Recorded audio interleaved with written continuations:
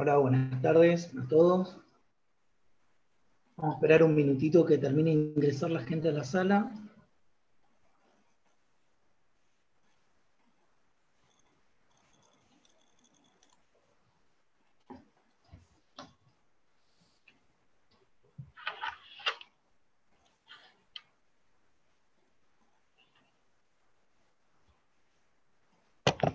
Bueno,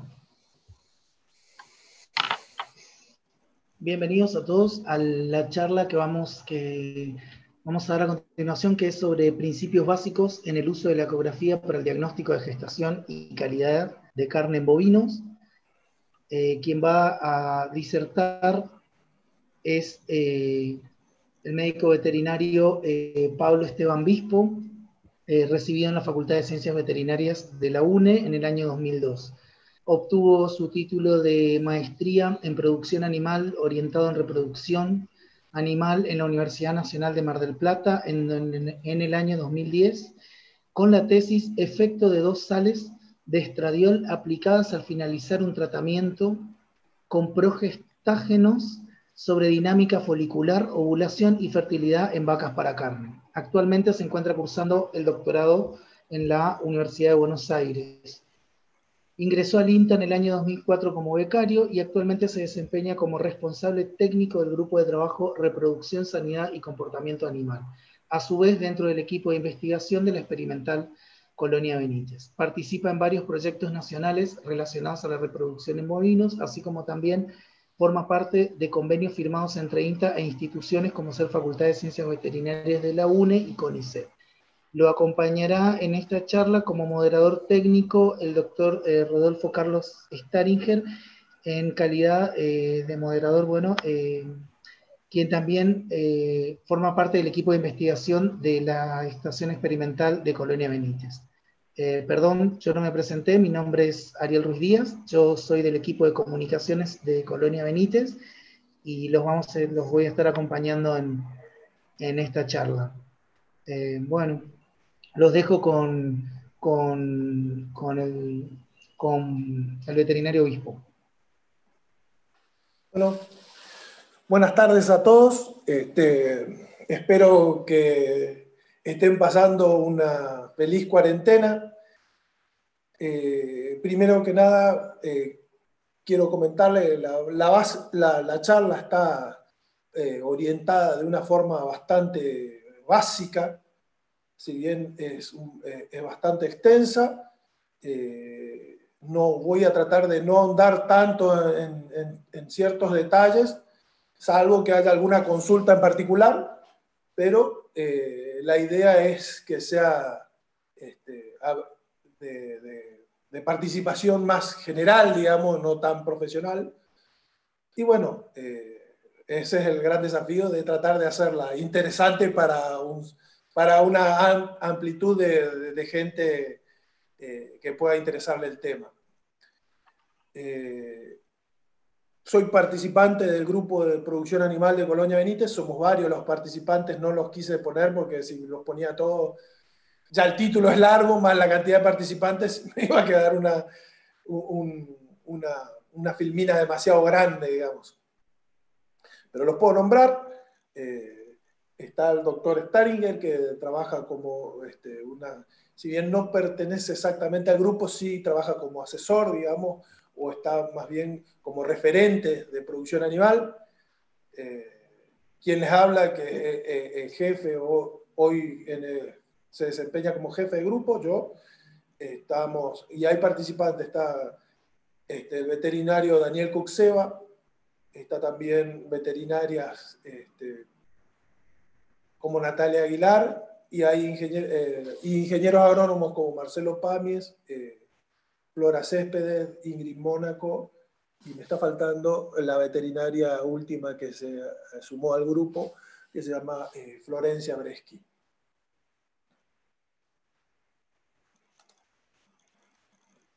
Eso más que nada.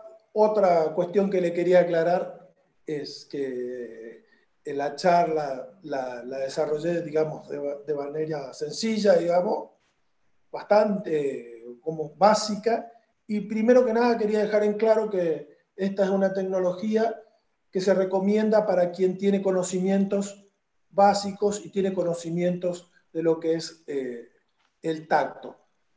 ¿Por qué se recomienda? Porque la tecnología es un apoyo, digamos, para quien realmente realiza los tactos. ¿Qué es lo que produce este tipo de tecnología o cómo lo veo yo?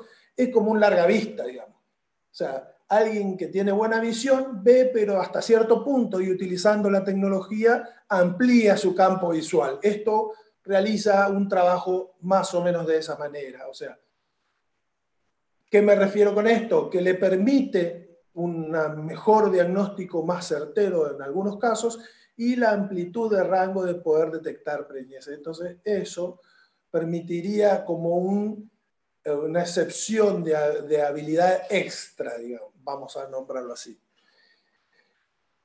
Primero vamos a hacer una descripción de los equipos. Estos son los equipos que normalmente utilizamos nosotros. Hay muchos más tipos distintos de equipos. Como pueden ver, todos los equipos constan de traductores. Estos son los traductores. Esto es un traductor transrectal. Esto es un traductor de peine para calidad de carne. Y esto es un traductor transvaginal, que se utiliza por vagina. Estos son los equipos. Y van a ver que tienen cierto parecido. Esto es una pantalla. Estos son teclados para introducir texto o inclusive emitir comandos en la pantalla. Y lo que ven acá al lado son protectores de la energía eléctrica porque son equipos caros. Entonces, siempre es bueno utilizar este tipo de tecnología. Acá lo vemos de vuelta, de hecho, donde vemos el traductor, que sería esto, el cable que se une al equipo consola y el monitor. Esa es una descripción básica, digamos, de lo que sería un equipo. Todos constan de esto y se los puede clasificar de varias maneras. En este caso, estos dos equipos son unidades que pueden ser hospitalarias, pero que son transportables. O sea, tienen prestaciones hospitalarias, pero son transportables. Hay unidades que son de tipo hospitalarias que son no transportables. Para quien por ahí no se haga la imagen, si alguna vez fue o acompañó a su señora al ginecólogo, son equipos que normalmente constan de una mesa y están fijos en el lugar. Esos son los que no serían transportables. Y existen otros equipos que son mucho más pequeños, que son portables o transportables directamente. Nosotros costamos de uno, no lo tenía en ese momento, pero son unidades mucho más chicas y tienen un poquito menos de funciones disponibles que este tipo de equipos. ¿Por qué usamos nosotros estos? Porque nosotros tenemos a veces muchas mediciones que son de tipo de investigación, entonces pues, este tipo de equipos nos permiten ese tipo de mediciones. Otras cuestiones a tener en cuenta son, obviamente, la sujeción de los animales, que las instalaciones estén en buena medida, y la protección del usuario del equipo, tanto como del equipo. El usuario del equipo, la recomendación siempre es guantes, obviamente, un overol y botas de protección, y para el equipo lo que normalmente se usa son guantes o algún tipo de camisa para proteger el cable y el traductor, usando siempre, en todos los casos, algún medio de contacto para que no se produzcan vacíos en el equipo, porque si no, la lectura de la imagen es mala.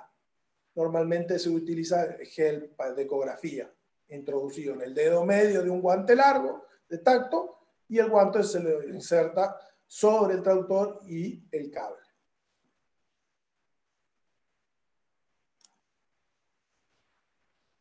Los tipos de traductores más comunes, en la imagen anterior, bueno, les mostré de distintos usos, por ejemplo, el transrectal para uso reproductivo, el de calidad de carnes para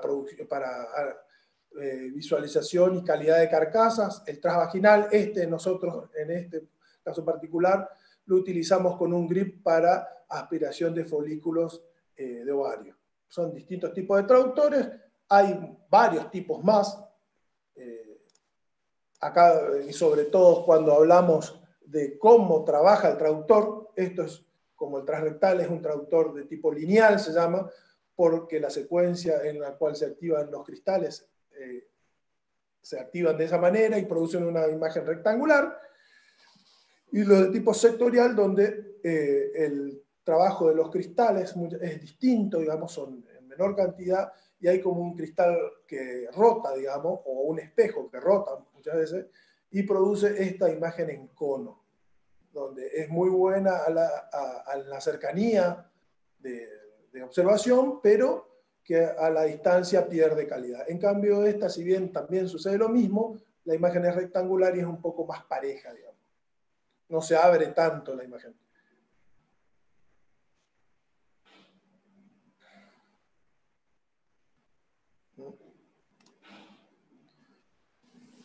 En cuanto a la frecuencia y al poder de resolución de la imagen, esto denota muchas veces la calidad, vamos a ponerlo de alguna manera, de los equipos. Como la onda ultrasónica se puede describir como cualquier onda de manera física, tiene propiedades físicas, como ser la velocidad, la frecuencia y la longitud de onda, son las características más comunes que uno puede medir de una onda ultrasónica. Vamos a describir la frecuencia, que es una de las características más comunes. Las frecuencias utilizadas en la medicina en general son frecuencias que van desde los 3 a los 10 MHz. ¿Qué significa megahertz? Bueno, la frecuencia audible del humano va hasta los 20.000 ciclos o 20.000 Hz, digamos. Esto trabaja, estamos hablando de 3 MHz, estamos hablando de 3 millones de Hz. O sea, estamos unas 50 veces por arriba de lo que es el sonido máximo audible del humano, digamos. Entonces, ese tipo de frecuencia, ese aumento de frecuencia lo que produce es a veces aumento de la resolución o aumento de la calidad de la imagen, pero con pérdida de penetración muchas veces. Entonces, cuando uno utiliza frecuencias bajas, si bien tiene una peor calidad de imagen, puede observar tejidos más profundos, y es así que, por ejemplo, en calidad de carne uno utiliza frecuencias de 3,5 MHz para ver profundidades de hasta 14 o 15 centímetros y poder ver una buena área de ojo de bife, y cuando está en cuestiones reproductivas y de alta resolución, necesita frecuencias mucho más altas, de 7,5 para poder distinguir un folículo pequeño, o inclusive hasta 10 MHz cuando empieza a haber detalles en el ovario en particular. Así es como llegamos a las distintas calidades que puede tener un equipo, ¿cierto? Que depende mucho de la amplitud de frecuencia que tenga y del poder de resolución. La resolución axial, que es la resolución de dos puntos que se encuentran en el mismo eje, pero en el eje axial, digamos, se soluciona mucho con la capacidad o con la frecuencia que se esté utilizando. Y la resolución lateral, que es dos puntos en la misma profundidad, pero que se encuentran laterales, depende mucho del foco a donde esté ubicado ese haz que se genera de ultrasonido, depende mucho del foco y depende de ¿cómo decirlo?, de la división de la velocidad en la cual se propaga ese ultrasonido por los tejidos y la frecuencia que estoy utilizando. El ultrasonido depende, el tejido por el cual se esté propagando tiene distintas velocidades.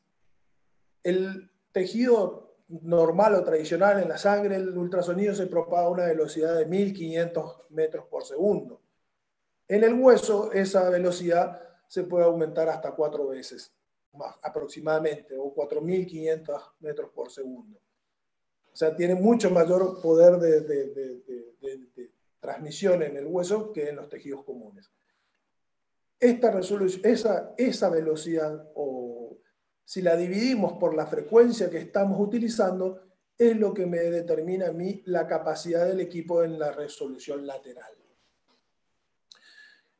Uno hace 1500 a una frecuencia de 5 MHz y le da un número que es de 0,3 milímetros. Esa es la capacidad resolutiva de los equipos, por ejemplo, cuando se están analizando tejidos comunes, digamos, a una frecuencia de 5 MHz.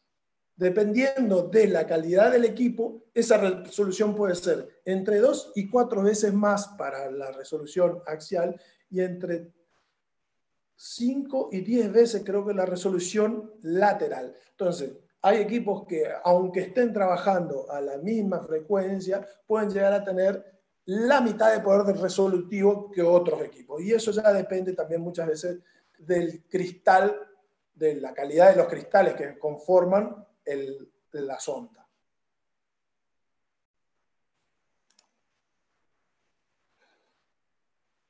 ¿Qué pasa? Una vez que hablamos de lo que es la propagación de este ultrasonido, y qué es el ultrasonido, este ultrasonido al penetrar los distintos tejidos o interfaces, vamos a nombrarlo de esa manera, en su avance lo que le sucede es un mecanismo de atenuación o de absorción de la energía. Según su avance y el tipo de absorción que tenga, hay distintos efectos que se producen en esa onda. El primero es la reflexión, que sería cuando el haz de ultrasonido choca contra una superficie lisa y bien perpendicular. Obviamente el retorno de parte de esa onda es directo, digamos, y eso se llama reflexión. Cuando el haz choca contra superficies irregulares o contra superficies que son de menor tamaño que el haz o el poder resolutivo, el efecto que se produce es la difusión, como en este caso, digamos, y ahí está graficado. Cuando choca con superficies de tipo circular o que tienen líquido adentro, se puede producir este efecto, que es un efecto de refracción, donde el haz viene acá, choca con esta perpendicular y sale con el mismo ángulo o con un ángulo similar al cual es el ángulo de incidencia a la superficie, y otro efecto es la absorción. Y así como está la absorción, así como está graficado acá, inclusive hay en otros casos donde se produce lo contrario, o el aumento, por ejemplo, en vez de absorción. Pero estos son los más comunes. ¿Por qué explico esto acá? Porque esto va a permitir entender después qué es lo que uno está viendo o qué tipo de efecto es lo que está o qué tipo de efecto está actuando en ese momento para entender la imagen de cómo se forma.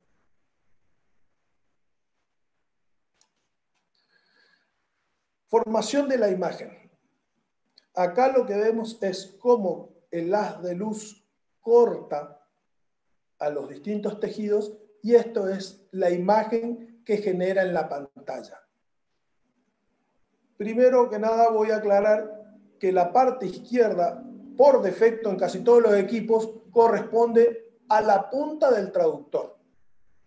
O sea, yo voy a poner mi mano acá para que el que esté viendo el video pueda verme. Digamos, si esta es la punta del traductor, esto que sale por acá abajo es esta parte de la imagen. Y la parte derecha, por defecto, es la parte de atrás. Entonces, cuando yo quiero observar algo que se encuentra en esta parte de la pantalla, lo que debo hacer es introducir más el traductor o penetrar más. Cuando yo quiero ver algo que se encuentra sobre esta parte de la pantalla, lo que tengo que hacer es retroceder. Eso por un lado. Así, el técnico que está utilizando la ecografía se puede hacer una imagen tridimensional de lo que está viendo. Por otro lado, la formación de imagen se genera así. Primero que nada, se produce un estímulo eléctrico de ese traductor, el cual emite una onda de ultrasonido y forma el haz de ultrasonido, vamos a nombrarlo así. Este haz, si bien acá se lo ve así, lo que yo veo es una imagen que en realidad es paralela a mi eje, digamos, pero yo la veo lateral. Este tipo de haz va chocando las distintas interfaces y va generando lo que yo veo acá. Por ejemplo, veo acá algunas cuestiones son bien hipericogénicas o que producen mucha reflexión, vamos a nombrarlo, y son tejidos donde no hay tanta ecogenicidad, o tejidos negros, donde se ve que el haz de ultrasonido no tiene tanta devolución hacia el transductor. Esto se lo ve mucho mejor más adelante. Por ejemplo, acá. Esta es la amplitud de una ecografía de un feto de 70 días. Como decía, los tejidos densos o que tienen mayor velocidad de transmisión del sonido o que representan mayor reflectividad de los tejidos se ven con píxeles más brillantes, blancos. Esto es hueso. Los tejidos de densidad media, por ejemplo, acá aparentemente se ve no es una carúncula, sino es un placentoma ya, se ve como tejido, o tejido en general uterino, se ve de un color gris. Y los líquidos o los materiales que no son tan reflectivos se ven con píxeles negros, se ve negro. Así es como trabaja el traductor. Todo esto, o el reflejo de las imágenes, si bien el traductor emite, también recibe. Y ahí es como se genera la imagen. Entonces, ¿qué hace el traductor? Emite las ondas o el haz de ultrasonido y a su vez recibe. Lo amplifica en esa consola donde vimos antes y lo traduce después de acuerdo al tipo de efecto que recibió e intensidad con la cual lo recibió en una serie de píxeles tanto de grises, blancos o negros.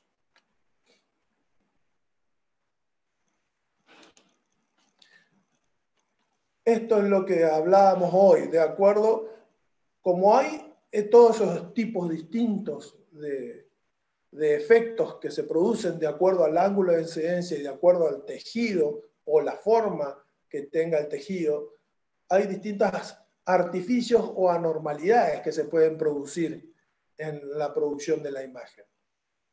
Por ejemplo, esto se llama artificio de reflexiones especulares y esto se da, por ejemplo, en el cérvix, en los anillos del cérvix, cuando chocan contra una superficie que se encuentra de manera plana y bien perpendicular, se produce este tipo de efecto o reflexión especular.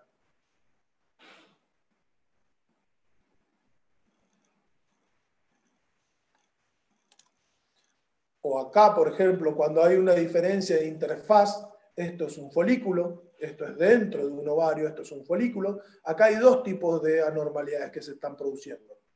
Primero, cuando el haz choca sobre la pared inicial o sobre la interfaz tejido-líquido, justo toca una superficie plana o lisa y se produce primero una reflexión especular.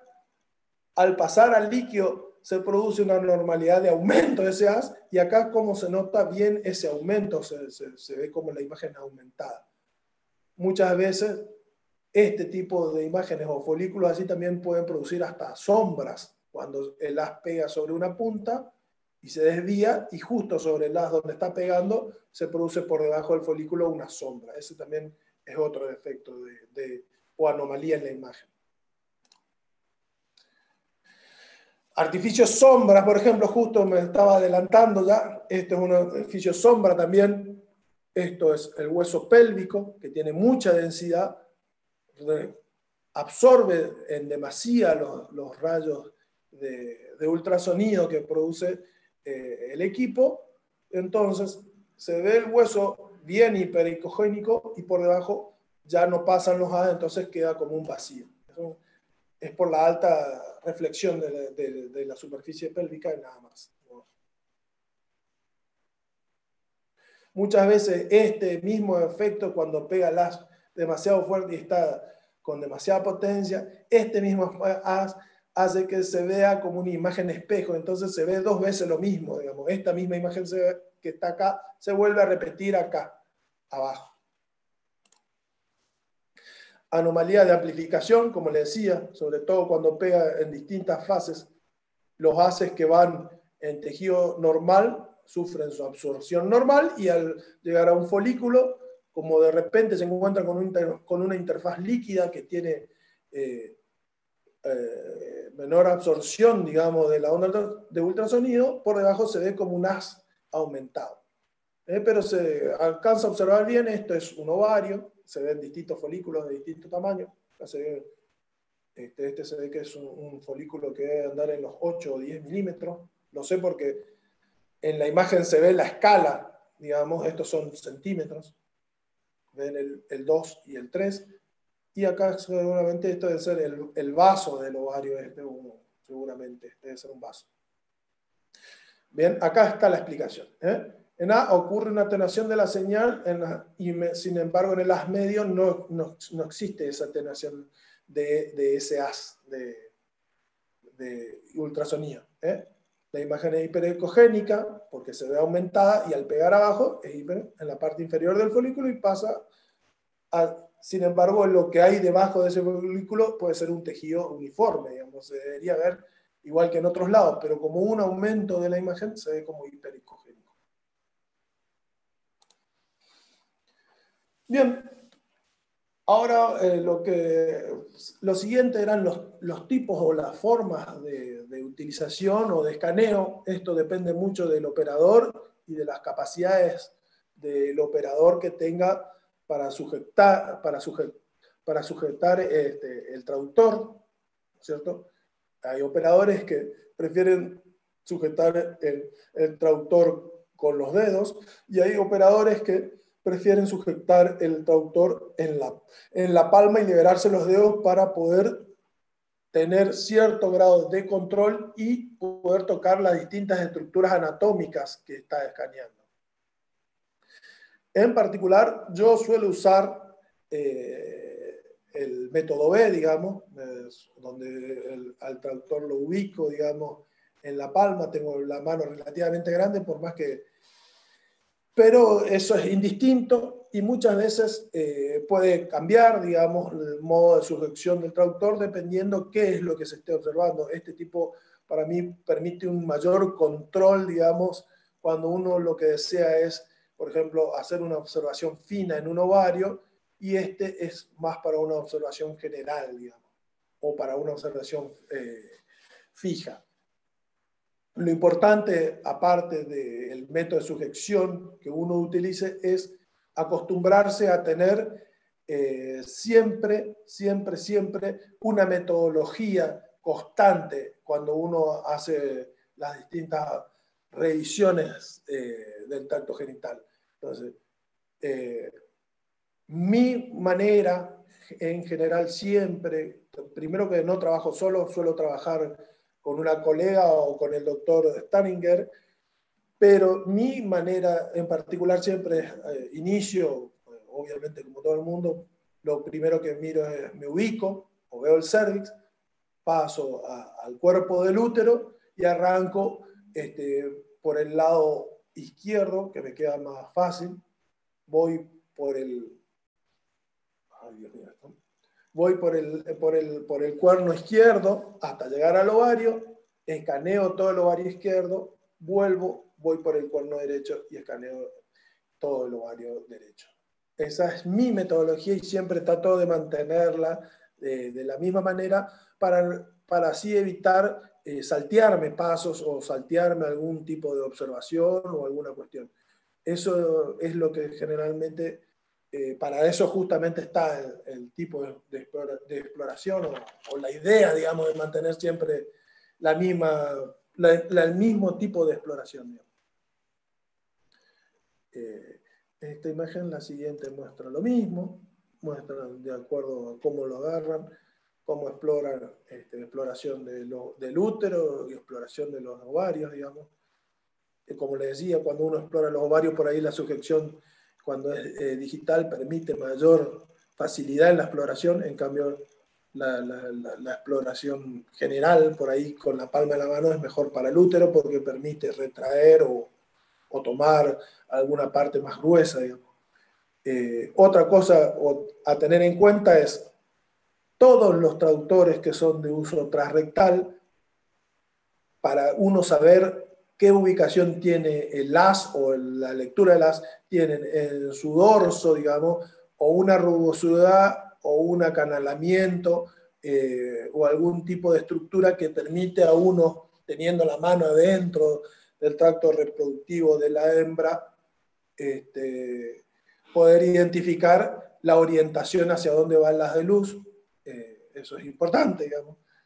Muchas veces por ahí uno, por un X motivo, de soltar el traductor y hacer una búsqueda rápida de alguna estructura con la mano sin estar usando el traductor y después volver a agarrarlo, eso permite rápidamente reconocer hacia dónde está apuntado las de luz y ubicarse mejor.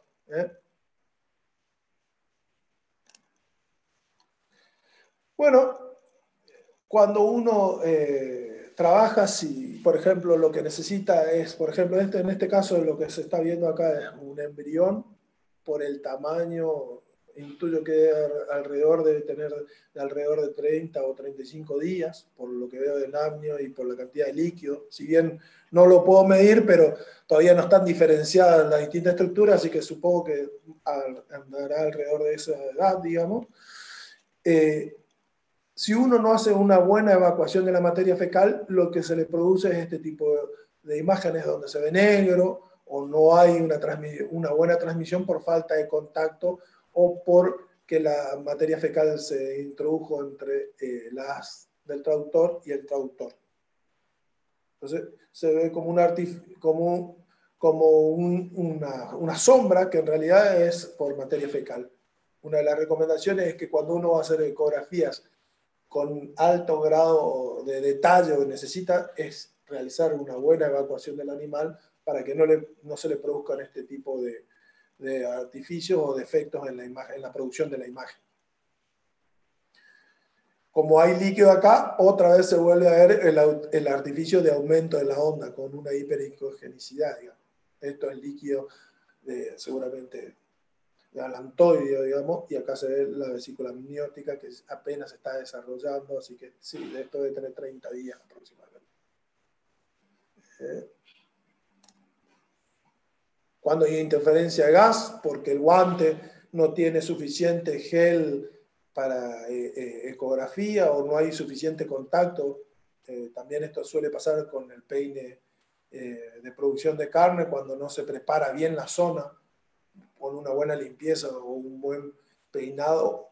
Antes inclusive se recomendaba rasurar por una cuestión de tiempo, muchas veces no se hace más, digamos. Hoy a lo mejor con un buen peinado o cepillado de la zona, aplicación de aceite comestible, ya se puede tomar una buena imagen. Se produce este tipo de interferencias por mal acople, digamos, y que se produce por la introducción de una burbuja de aire, digamos, entre lo que es el haz del ultrasonido y la imagen que debería producir. O sea, este tipo de efectos se llaman como reverberaciones, digamos, o sea, como que va chocando y se producen repeticiones, digamos. Es porque la interfaz es demasiado diferente entre el aire y el tejido.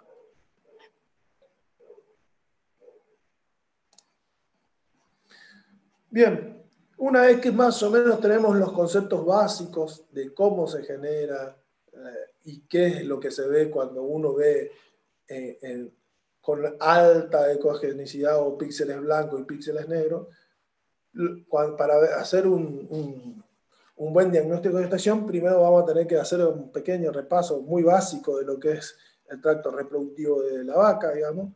Y sí, el objetivo justo de las siguientes es refrescar los conocimientos para hacernos la ubicación anatómica de los distintos órganos genitales. Bien, acá está descrito. Nosotros introducimos en la mano por el recto, acá. Lo primero que vemos por afuera es la vulva, la vagina, el cuello del útero, el cuerpo del útero, cuernos, oviducto, ovario, y la vejiga, que está por debajo, y el hueso isquio. Básicamente,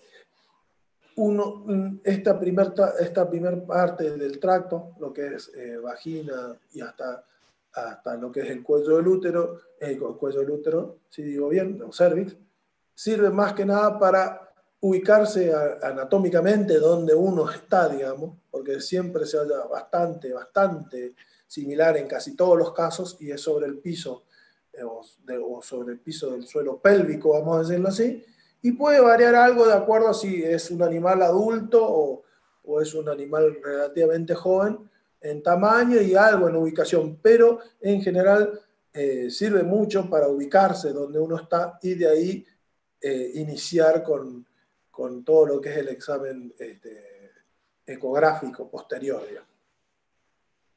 Otro tejido que vale la pena nombrar esto está todo unido por ligamentos, tiene una disposición que en general es siempre muy similar en casi todos los casos.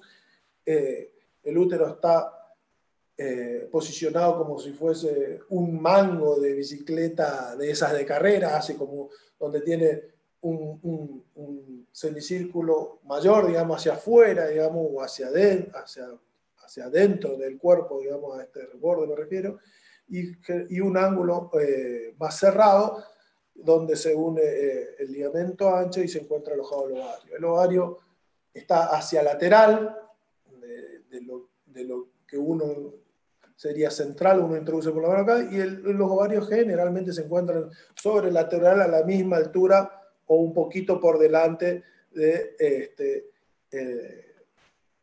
el borde del hueso de los huesos isquios, digamos.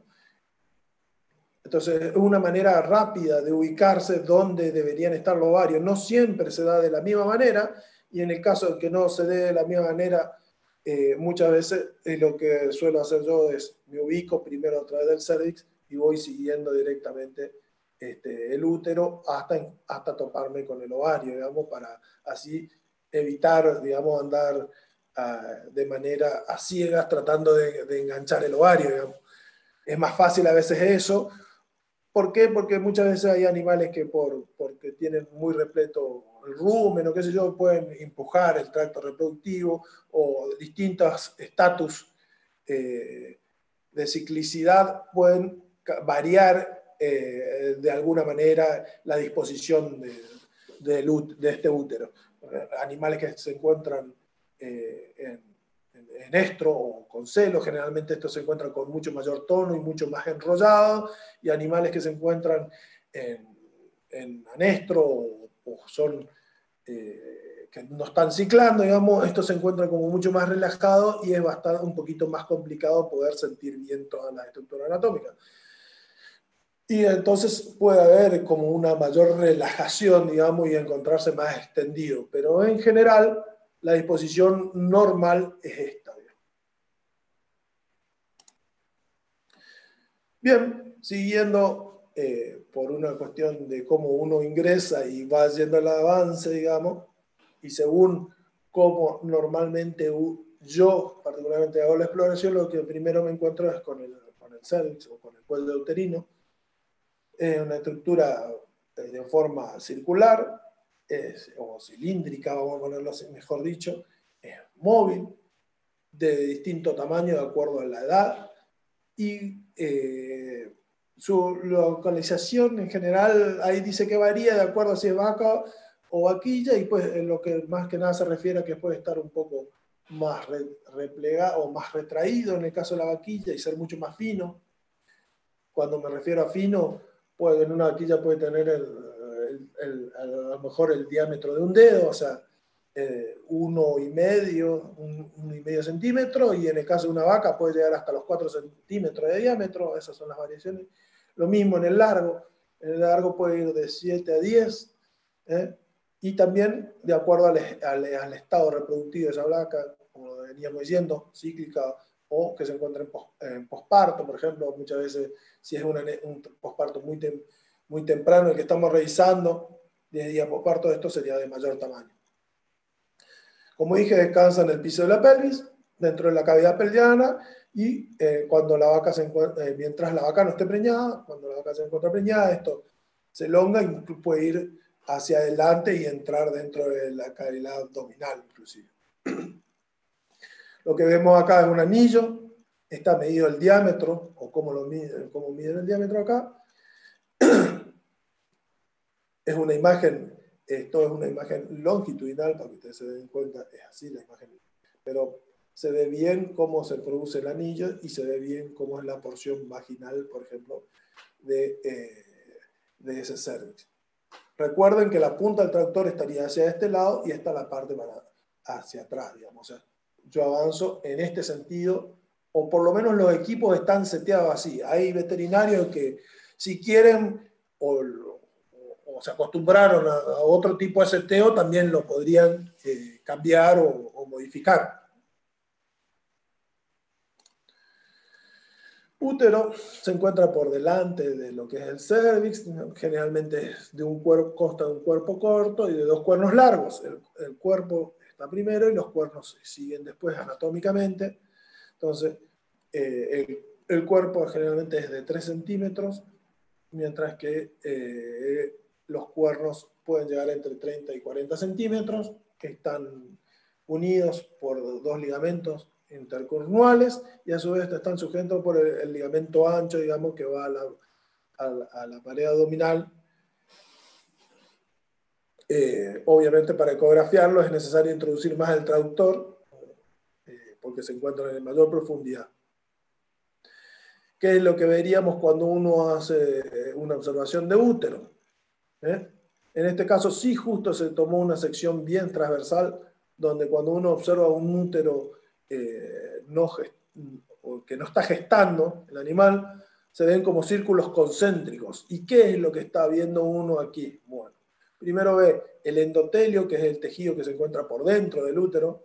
Segundo ve como un anillo negro, que es la parte vascularizada de ese endometrio. Y después ve como un anillo externo un poco más hiperecoico o más blanco, o con mayor ecogenicidad, si quieren llamarlo, que es la parte muscular. Lo que muestran acá es dónde termina esa sección de útero. Pero, como pueden ver, se ve perfecto. Esto seguramente por el tipo de profundidad endometrio y por la calidad que se ve la irrigación y por el diámetro muscular, seguramente esto es un útero que se encuentra en estro, o sea, cuando la vaca se encuentra en celo, donde se ve un buen tono y se ve una buena irrigación de ese mismo útero. Lo mismo, pero en un corte longitudinal.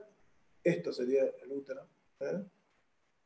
Se ve bien cómo hace esa curvatura mayor y esa curvatura menor. Y lo que uno está observando acá es esto, uno que es el endometrio o el tejido que va por dentro del útero, y dos es el miometrio o el tejido muscular. Y esto que ven acá, que le marca o le delimita, es la parte vascular de ese útero. Las flechas determinan también el borde de finalización.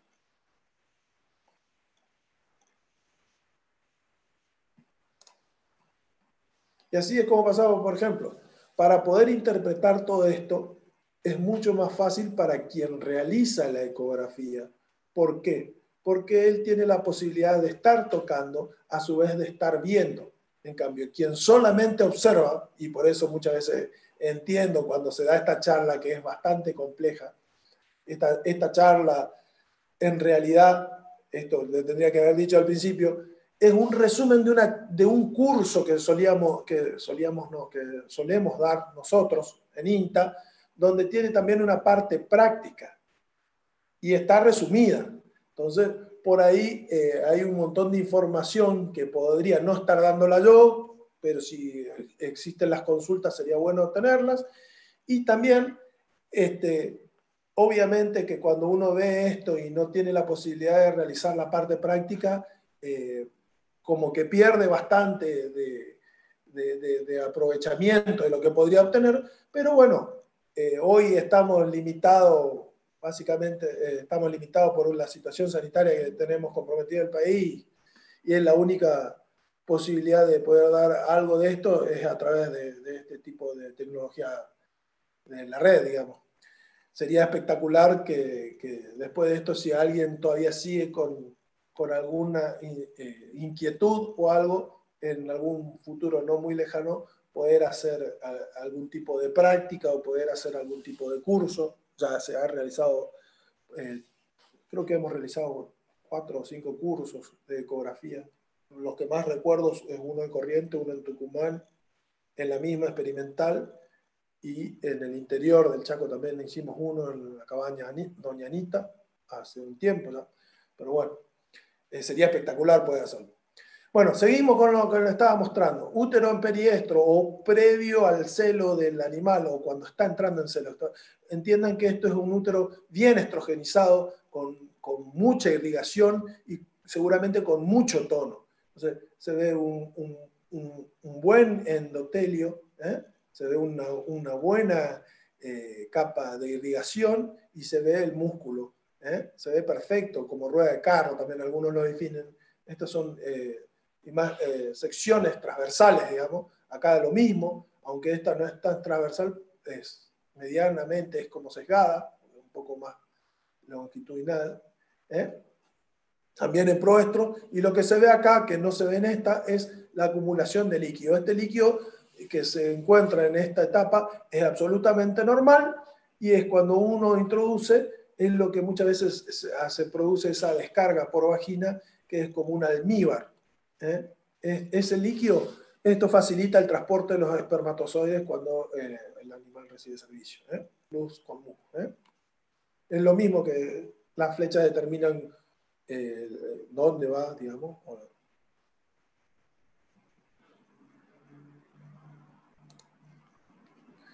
Lo mismo, útero en periestro, en este caso es todavía mayor acumulación de líquido. Se ve el músculo bastante dilatado, pero miren el volumen del endometrio. Bastante, es bien grande. O sea, hay mucho en el endometrio y mucha producción de mucus. La irrigación, la pared vascular, digamos, y la pared muscular. Acá se ve otro y se ve el endometrio exclusivamente. Ya no se ven. ¿Cómo hace uno para ubicarse generalmente en el útero? Bueno, esas son divisiones generalmente arbitrarias que realiza el operador, y entonces podría decir o más cerca del cuerpo, del útero, o más cerca del ovario, o sobre la curvatura, etc. Eso sirve muchas veces para describir en qué parte del útero se encuentra y dónde se encuentra ecografiando. Yo particularmente no la suelo usar, no es algo que normalmente hagamos. Lo que sí supimos hacer en algunos trabajos que realizamos con el doctor Staringer y con la doctora Prieto es la medición del diámetro uterino, pero en esos casos tomábamos como parámetro la bifurcación uterina. O sea, uno ni bien entra, tiene el cervix, el cuerpo del útero, y sobre el final del cuerpo del útero, que es bien cortito, el inicio de la bifurcación, ahí a ese nivel tomábamos el diámetro uterino, y así obteníamos, por ejemplo, hicimos trabajos de anestro posparto, involución uterina, inclusive ahora estaba haciendo uno de irrigación, tengo un montón de datos para analizar, pero que no lo puedo hacer porque no tengo computadora, y no tengo computadora con el programa, que eso es lo que quiero aclarar. No tengo la computadora con el programa.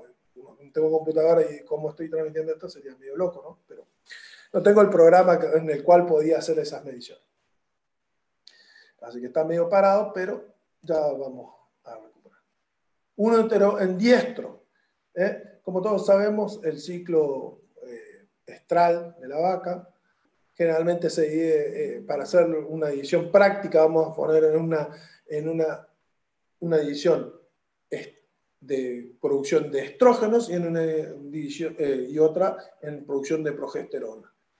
El diestro es el final, digamos, mejor dicho, perdón, es el inicio, digamos, el final del estro y el inicio, digamos, de la producción de progesterona, vamos a ponerlo así. O sea, ya hay actividad luteal, que es una parte luteal y una parte estrogénica, digamos. Cuando empieza a trabajar esa progesterona, miren, por ejemplo, cómo cambia el tipo anatómico de ese corte uterino.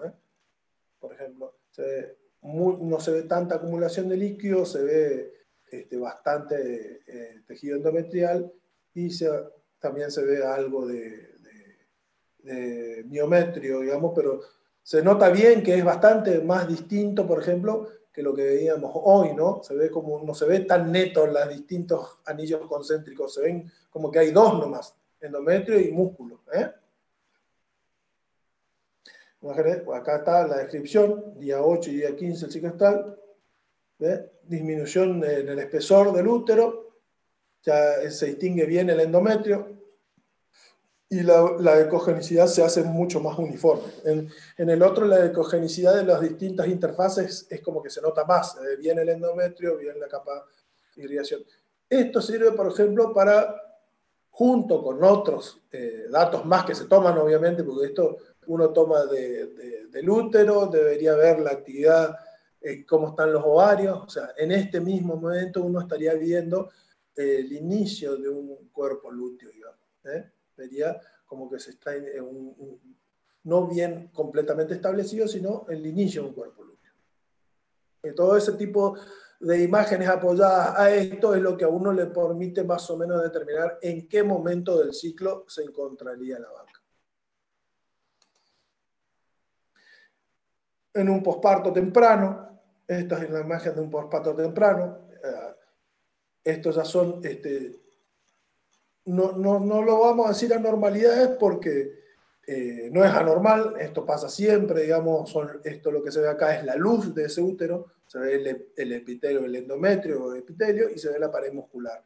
Y lo que ven acá, esta luz, y ven este tipo de grises, son loquios, generalmente muchas veces son detritus celulares o inclusive cuando se empieza a complicar ya se puede ver inclusive hasta pus, pero eso ya sí sería más anormal, ¿eh?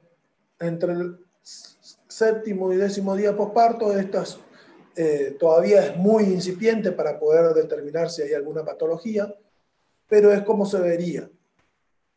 En un útero en posparto, digamos, siempre se ve como aumentado tamaño, hasta 2 o 3 veces el tamaño de lo que debería ser, y va adquiriendo su normal tamaño, va regresando a su normal tamaño, y para el día 20 o 25 el tamaño del útero debería ser casi el mismo que el útero que se encuentra normal, digamos, o próximo a ciclar, ¿no? ¿Ves lo que les decía hoy? Útero en posparto, a los 20-25 días posparto, ven, es prácticamente la misma imagen que vimos al inicio, donde se ve bien el endometrio, se ve bien la capa de irrigación y la capa muscular. Las anormalidades que puede presentar, bueno, primero que nada, las dos más comunes es la metritis, la endometritis, se pueden dar piómetras, inclusive abscesos. También es más raro, pero puede haber momificaciones y distintos linfosarcomas, que sería un tumor, digamos.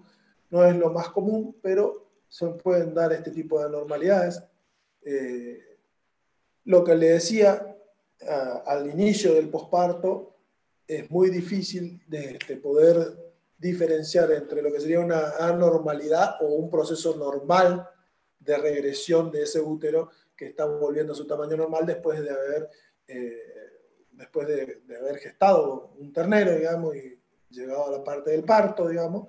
Ese útero se encuentra todavía bastante distendido justamente por el alojamiento del ternero, digamos.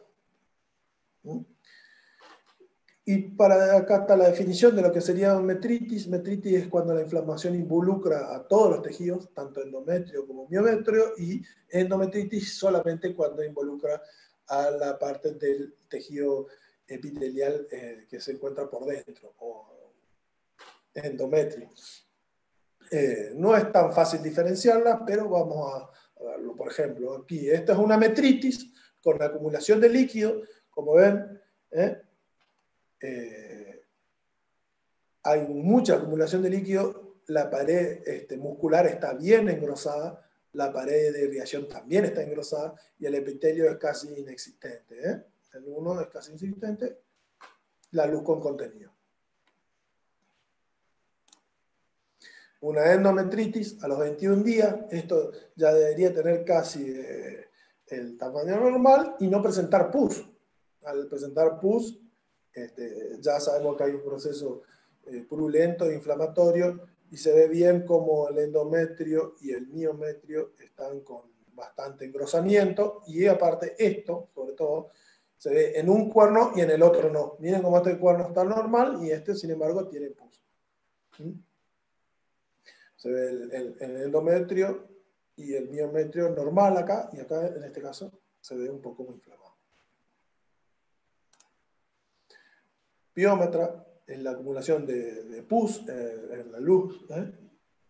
Se identifica bien porque cuando es líquido esto debería ser bien límpido y sin embargo se ve como con cierta ecogenicidad o tipo como un puntillado, digamos, o sea, hay un cierto grado de respuesta, digamos, y uno puede determinarla bien porque a los 62 días posparto una vaca debería estar con totalmente regresado su útero y sin embargo, en este caso se nota que hay un engrosamiento exagerado, o sea, un engrosamiento, hay una inflamación del útero por el tamaño, y las paredes, miren lo que son, finitas, la pared es prácticamente nada, y el contenido es un contenido de este tipo.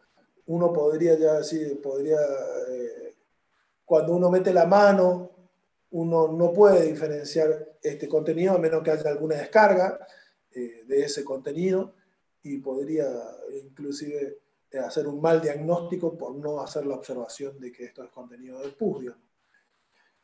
Para el tactador que tiene experiencia, no, pero para alguien que se encuentra iniciando, muchas veces no podría determinar si es una preñez o no, y para el tactador experimentado no podría diferenciar si es una piómetra o una mucómetra, por ejemplo. Eso sí ya sería casi imposible hacerlo, aún siendo un excelente palpador, a menos que haya descarga del contenido por vagina.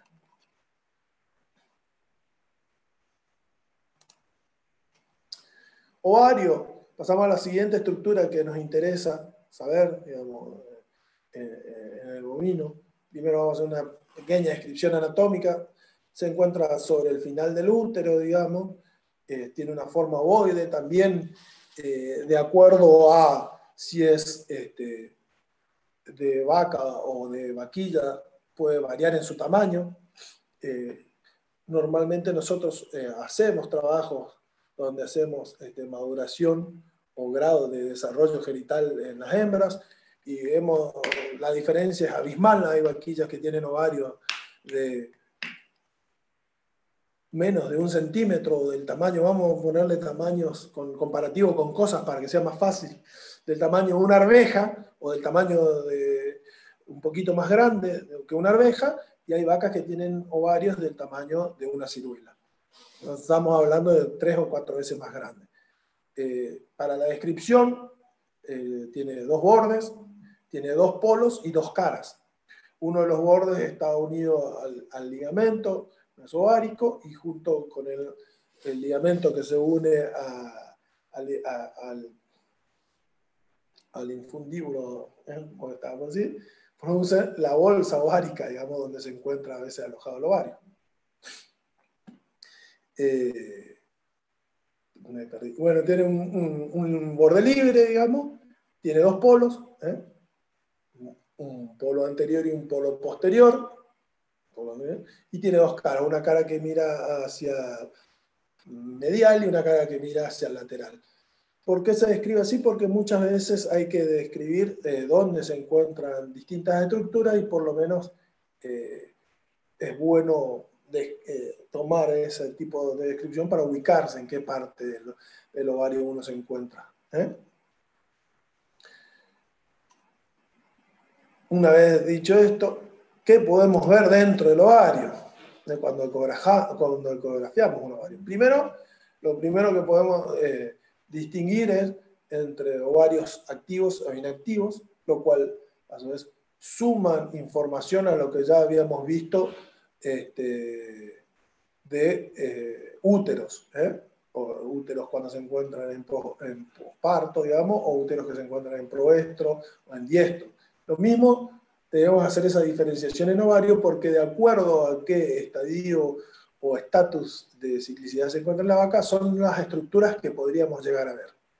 En ovarios inactivos, que son más bien lisos, ovales y con una ecogenicidad uniforme, lo que normalmente vemos son folículos pequeños, no mayores a 8 milímetros, y el estroma que se ve sobre el centro del ovario, con una ecogenicidad muy uniforme. Se puede llegar a ver algunos otros, pero como cuerpos álbicas, más que cuerpos hemorrágicos, que creo que está mal esto, álbicas, pero se distinguen muy poco con respecto a lo que es la ecogenicidad del estroma. En vacas que tienen ovarios activos, sí, ya podemos ver otro tipo de estructuras, donde se ven CLs, con o sin cavidad, folículos de distintos tamaños, ubicados en distintas locaciones. Y bueno, y en vacas preñadas, obviamente cuando se observan vacas preñadas, el ovario, si bien no es que deja de estar activo, muchas veces el CL puede ayudarnos a localizar en qué lado estaría esa preñez ubicada, en el caso que sospechemos alguna preñez de la vaca. Entonces con esto pasamos a imágenes. Este es un ovario inactivo, este es un cuerpo albicans, un ovario inactivo, esto sería el polo anterior, esto sería el polo posterior. Perdón, ¿sí? ¿Dije bien? Acá, como ven, acá está la imagen, y se ven distintos folículos de distinto tamaño, no un tamaño muy grande, y esto es lo que les decía, en la parte central se ve el estroma con una ecogenicidad bastante uniforme, digamos, y ahora cuando vean un CL van a ver cómo este tipo de textura cambia. ¿Qué pasa acá? Se ve perfecto el ovario, y acá ¿qué hay? Acá hay como una bolsa de aire. Acá seguramente el traductor no debe estar haciendo buen contacto. Y me permite a mí intuir que seguramente el técnico estaría utilizando un traductor muy probablemente transrectal, lineal, grande, entonces le debe estar costando hacer más contacto. Otro tipo de traductores que se utiliza mucho para este tipo de observaciones son los convexos, que son más pequeños y mejor superficie de apoyos, o sea, adaptan mejor y no se producen este tipo de efectos. Un ovario activo con un CL, que es lo que vemos acá. Esto, ¿ven el CL? Se nota bien la diferencia. El 3 es el estroma ovárico y el 1 sería el CL. Se nota bien, se ve bien una definición de otro tipo de tejido. Esto es una reflexión no especular y se debe a que el granulado que tiene y el tipo de irrigación que tiene el CL produce este tipo de imagen, que es un intermedio, digamos, entre lo que es el estroma. Esto es un folículo, 14 milímetros, según seguimos mostrando de vuelta, el polo anterior, polo posterior, acá el polo anterior, y esto sería el polo posterior. ¿Qué podemos, a ver, seguimos, antes de adelantarme, lo estaba por adelantarme sin decir nada. Seguimos ovario, lo que vimos es un ovario, este también es un ovario activo, pero por ejemplo, lo que estamos viendo acá es un CL de más maduro inclusive que el anterior, inclusive este casi ya se estaría pasando, ¿no? El CL al regresar a una estructura más hiperecoica. ¿Por qué se vuelve más hiperecoica? Porque la irrigación ya deja de haber una buena irrigación y entonces el tejido se vuelve más notorio. Cuando hay mayor irrigación, lo que hace es que se vea, en vez de verse tan blanquecino, se ve como un poco más gris. Entonces eso le permite al operador poder determinar si el CL es más nuevo o más viejo y ubicarse según todos los otros datos que fuimos dando de tono o cómo se observa el útero, ubicarse en qué etapa del ciclo se encontraría. Polo posterior, un foliculito chiquito, Esto es un CL en plena actividad, casi volviéndose ya por entrar, digamos, previa a un progesterone, sería un metaestro, digamos. Seguimos. Esta es una imagen bebé, se llama porque uno divide la pantalla y entonces está viendo el ovario izquierdo de un lado y el ovario derecho. En el ovario izquierdo lo único que se ve es un folículo y en el ovario derecho se ve un CL. Acá dice también que se ve un folículo, digamos, y este es un vaso. Normalmente los vasos suelen ingresar por el polo posterior, en este caso está en el polo anterior. Pero ¿cómo uno puede diferenciar entre un folículo y un vaso? Simple. Uno, al rotar o hacer un movimiento, digamos, pequeño, porque los movimientos, cuando lo que tienen que entender el que se inicia, digamos, la tecnología es que los movimientos con el traductor, y sobre todo cuando está haciendo cortes en ovarios, deben ser lentos y suaves, digamos, porque uno, si mueve demasiado, que es un error muy común al inicio, en la imagen se ve una mezcolanza de cosas y el haz no termina de generar una imagen y se mueve todo, la verdad que pierde mucho. Pero cuando uno fija el traductor y permite que el haz vaya bien en el corte, si bien el corte es muy finito, de 1 milímetro, el inclinar apenitas el traductor va a permitir que si esto es un vaso, la elongación y la deformación como una elongación, o sea, como que continúa. En cambio, si es un folículo, cuando uno hace ese movimiento, lo que va a lograr es que esta esfera se achique, porque es una esfera. Entonces, al hacer un corte, en vez de hacer el corte mayor, hace un corte menor, esto se achica, se hace un circulito más chiquito hasta que desaparece. En cambio, cuando es un vaso, esto primero se va deformando y se hace largo, digamos.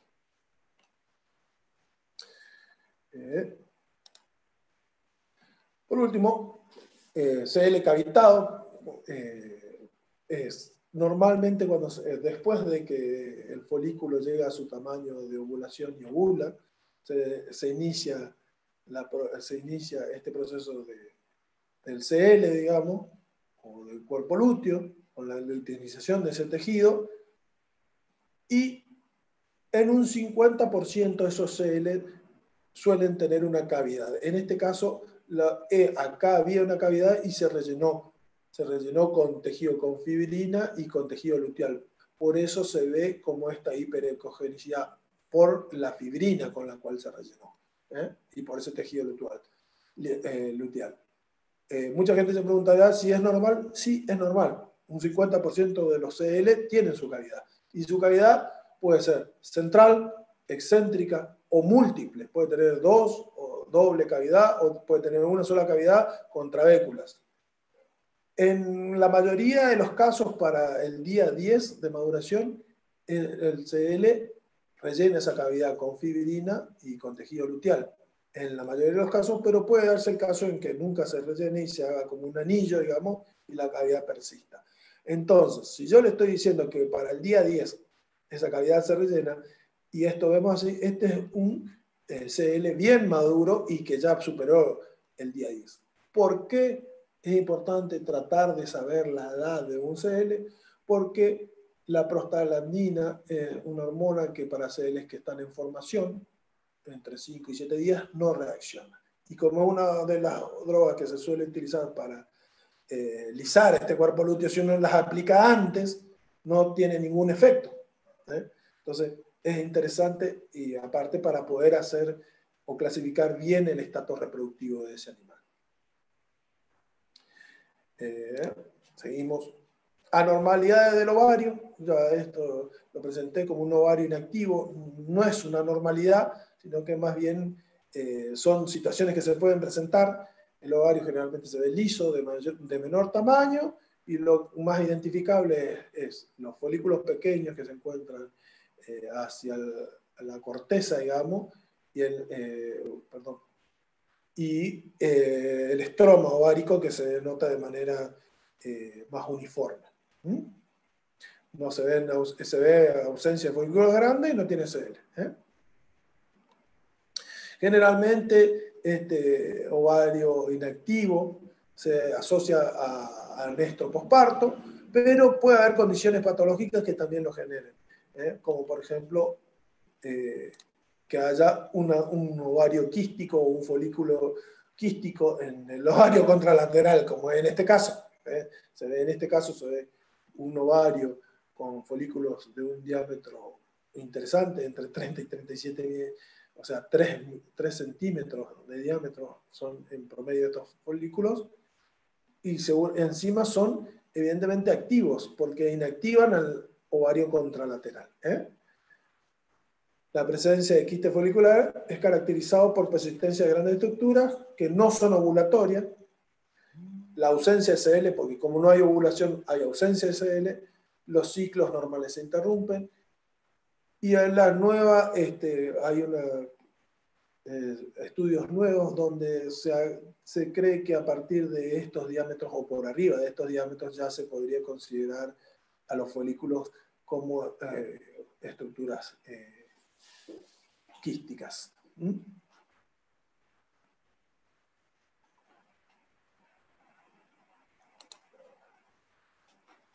Ovario quístico o quiste folicular, digamos, son todos sinónimos que van a escuchar. Hay múltiples quistes en el ovario. Esta es la imagen anatómica y esta es la imagen ecográfica de ese mismo ovario.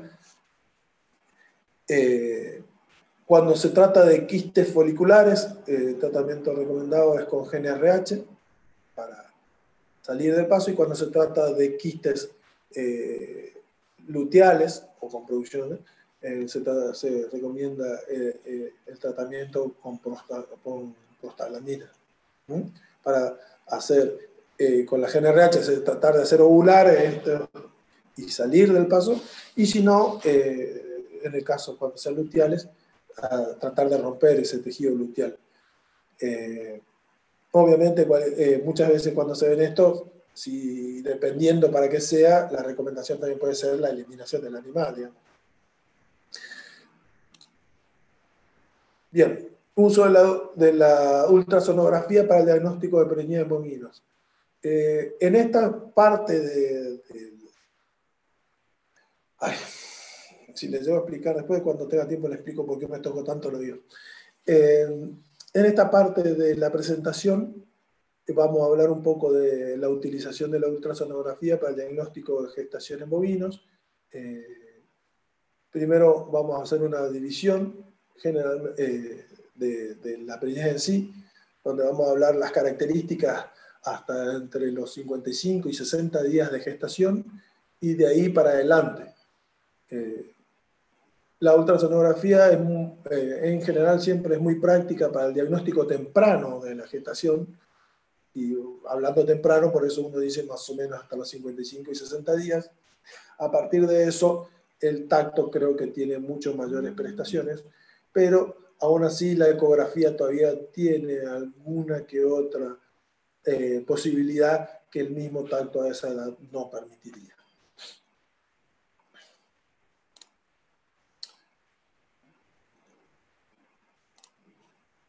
Los tejidos que normalmente uno va a poder apreciar a partir de que empieza a hacer el diagnóstico a los 45 días, va a ser el embrión, obviamente,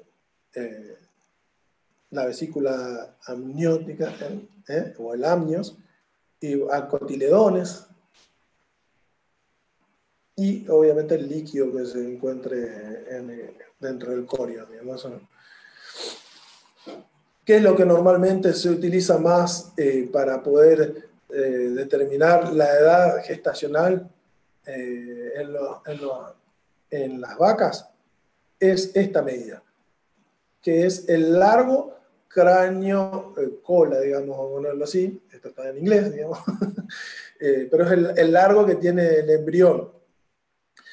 El diagnóstico de gestación por ultrasonografía en bovinos empieza a ser bastante certero o con muy buenos resultados a partir de los 25 o 30 días de gestación, y ese largo en esta fecha es alrededor de 1 centímetro o 10 milímetros.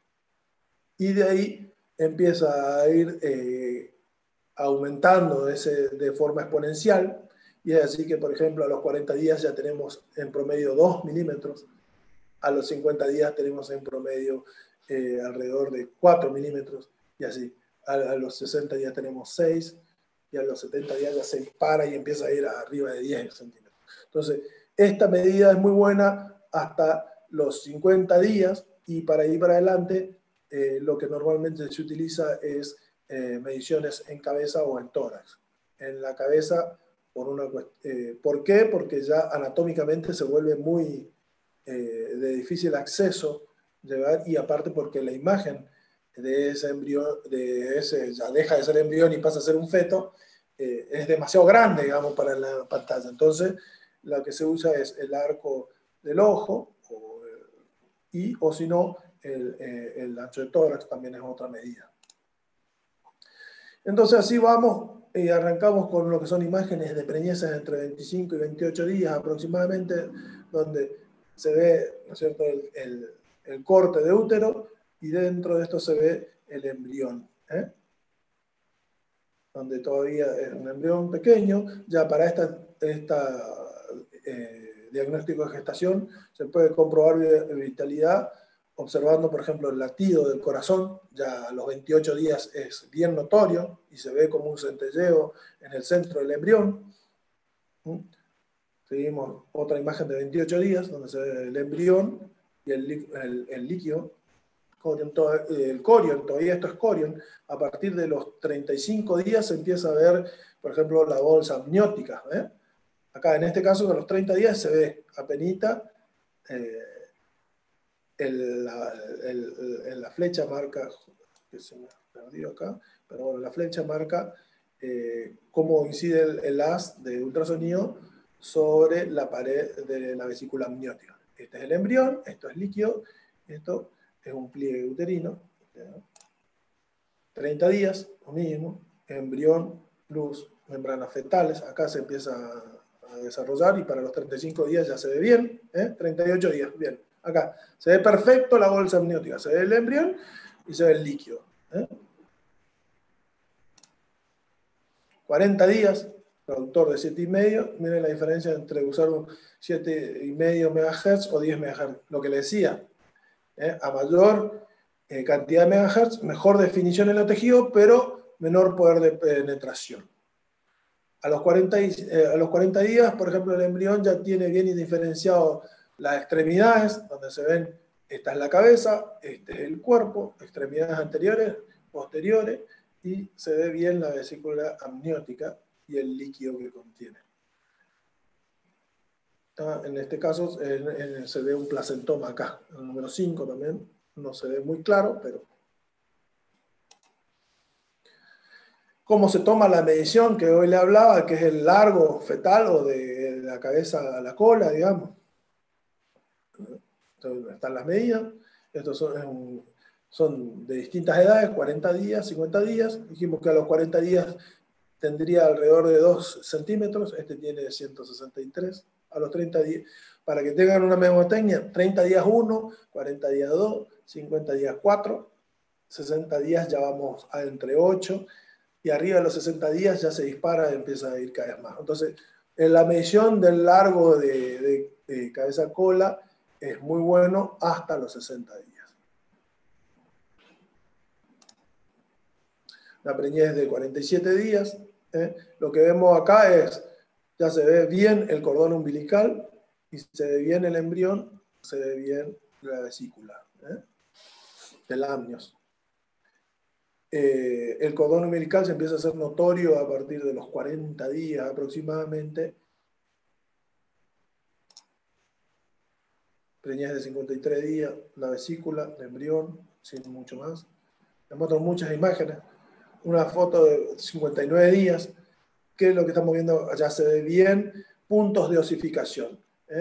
Los puntos de osificación arrancan por la cabeza, generalmente entre los 50 y 60 días, y se extienden para atrás. Después la espina, lo siguiente en osificarse, y también ya se empieza a ver puntos de osificación en las escápulas. Se ven bien los miembros. En este caso sí se ve mejor el placentoma. preñez de 60 días, con un poco peor de imagen o calidad de imagen. Bien. Un feto macho, esto que es lo que quiero mostrarle acá, el cordón umbilical, y esto que se ve acá, el tubérculo genital, que es el pene rudimentario, vamos a decirlo así, el órgano que se va a transformar el pene en el macho o en el clítoris en la hembra. Migra este tubérculo genital, migra, normalmente se encuentra acá en una posición intermedia, y cuando va a ser macho migra hacia detrás de lo que es recién acabo de decir, cordón umbilical, y en la hembra se ubica, se mantiene en el lugar o se acerca un poquito más hacia la cola, digamos. Esa es la forma en la cual uno realiza el sexado de los fetitos para cuando se precisa saber el sexo. En algunas actividades es necesario saber o comprobar, por ejemplo, cuando se utilizan embriones sexados o semen sexados, ver o comprobar que esté funcionando bien es una forma buena. Preñez de 65 días, acá muestra la imagen de cómo se está tomando, y esta es la imagen ecográfica. ¿Ven? Acá, al 65 días, la ventana normalmente que se utiliza para poder sexar va de entre los 55 días, un poquito más, hasta los 70 días. A partir, o sea, cuando digo un poquito más, 55 días, un poquito más, que sea a partir del día 55 hasta los 70 días. ¿Por qué? Porque después el tubérculo, si bien se fija en el lugar, se une con los pliegues urogenitales que forman en el macho, en la hembra los labios vulvares, y en el macho sería lo que es el forro del pene, digamos, que no me sale el nombre ahora porque se me fue. Bueno, en fin, y se vuelve un poco menos menos ecogénico. No es que no se pueda hacer, simplemente se ve menos. Eso es lo que básicamente le quería decir. Cambio así, el poro urogenital se ve perfecto, como bilobulado en la línea media, bien por detrás de lo que sería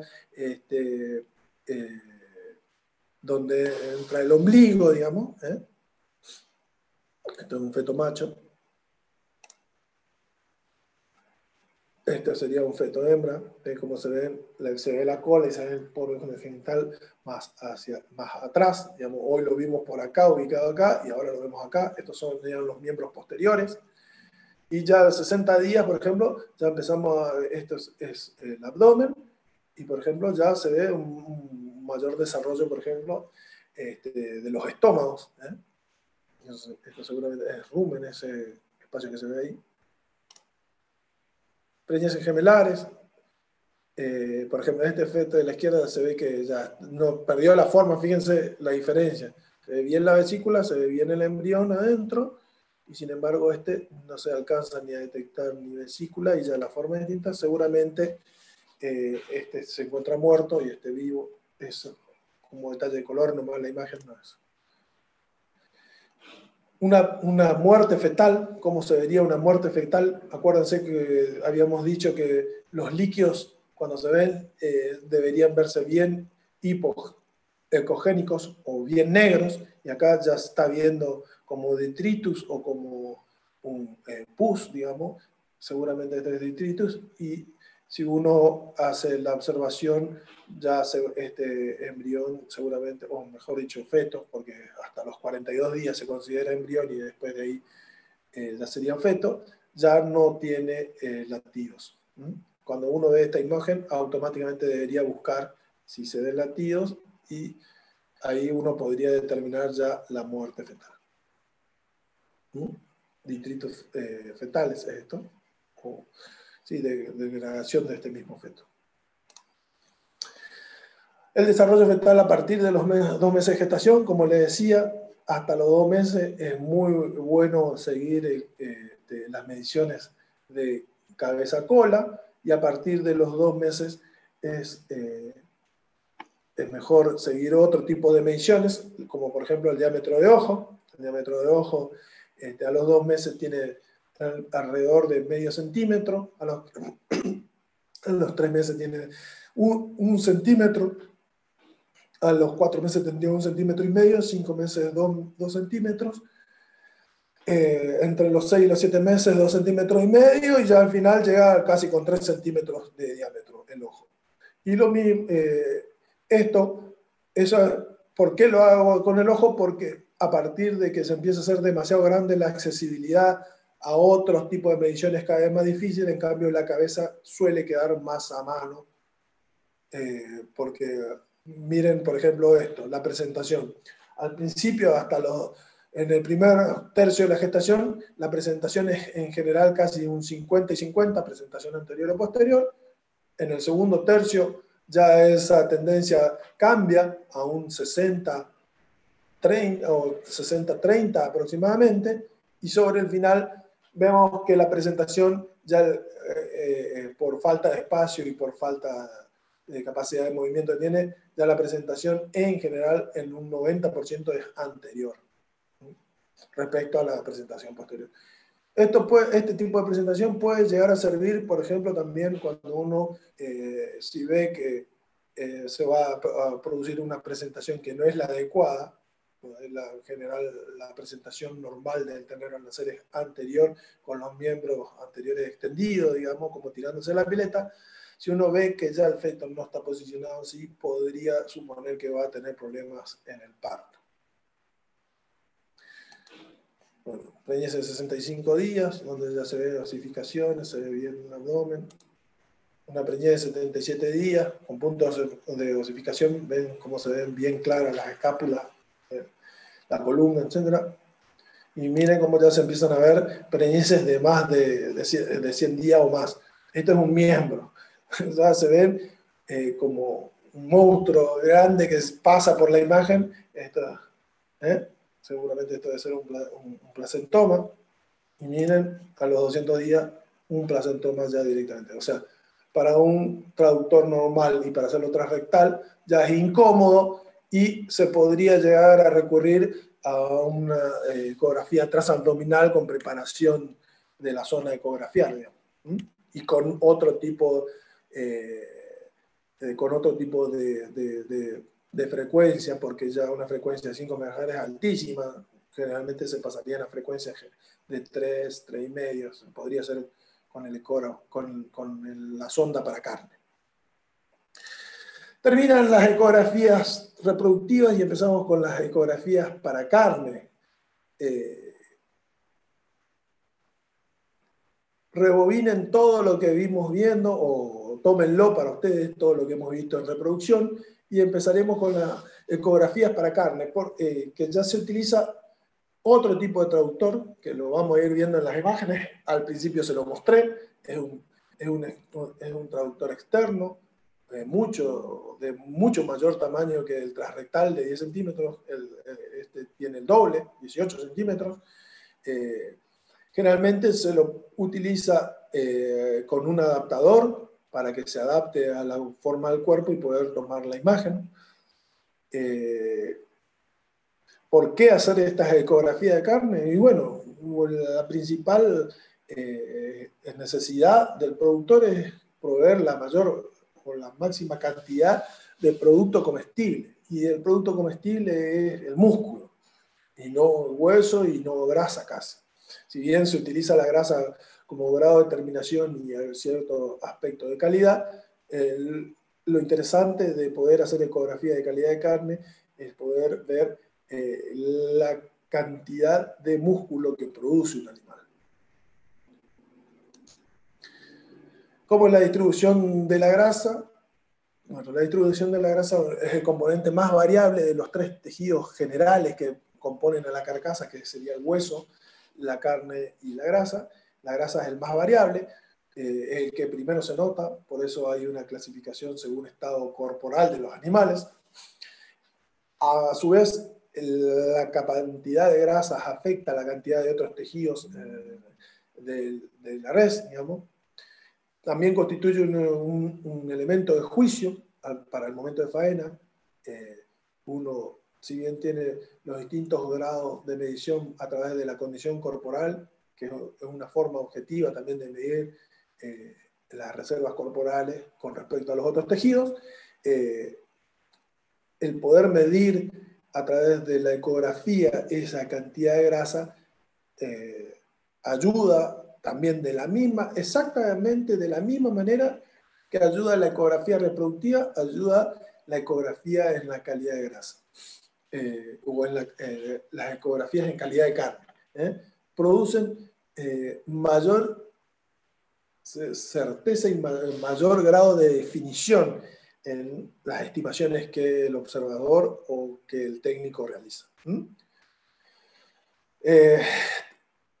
La cantidad de grasa también está determinada por la cantidad o proporción, produce el gusto o la terneza, jugosidad y otras apreciaciones en el consumidor, el tipo y la calidad de la grasa.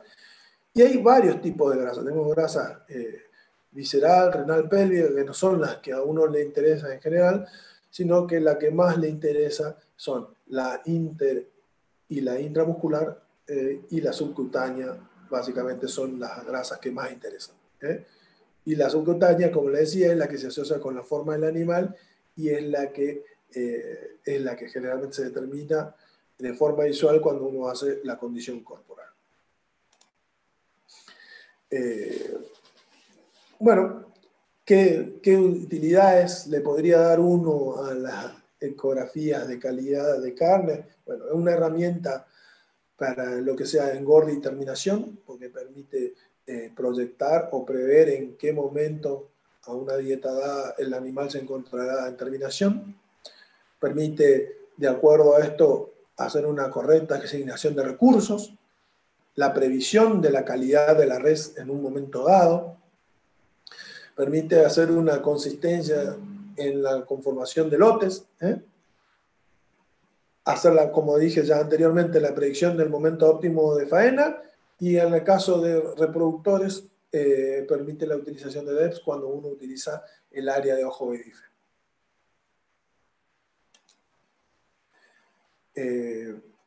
¿Cómo se preparan los animales para hacer un escaneo en calidad de carnes? Bueno, primero que nada, la sujeción es similar a la sujeción y a la estabilidad que se utiliza para las ecografías reproductivas. La preparación del sitio de donde se van a tomar las medidas debe ser con una limpieza. Acá lo que vemos es se está peinando el animal. Y después se usa el aceite como acople para que no se produzcan esos efectos, como vieron, que se produce cuando hay burbujas de aire o que se producen como reverberaciones. Entonces, como método de acople y para que haya un buen contacto del traductor con el tejido de piel y no se generen bolsitas de aire entre los pelos, se utiliza aceite vegetal. Hace la aclaración de 35 grados lo posible. ¿Por qué? Porque en los días de invierno, cuando hace frío, el aceite se vuelve más pesado y no hace tan buen acople. Entonces, muchas veces en día de invierno es necesario tener un baño María y tener ese aceite a esa temperatura para que sea mucho más líquido y ande mejor la imagen ecográfica. Lugares anatómicos de escaneo, normalmente se hacen. Aquí se hace el escaneo de lo que es grasa de cadera o P8, y en el último espacio intercostal, entre la costilla número 13 y 12, sobre medial, se hace la toma de la imagen para área de ojo de bife y grasa dorsal. P8. Como referencia anatómica, uno toma los tubérculos isquiático y coxal y traza una línea imaginaria entre ambos tubérculos. En el tercio anterior, uno debería apoyar el traductor para obtener la imagen para hacer la grasa de cadera o P8. Eso es como base anatómica para encontrar el sitio. La imagen que uno va a obtener es la unión entre dos músculos.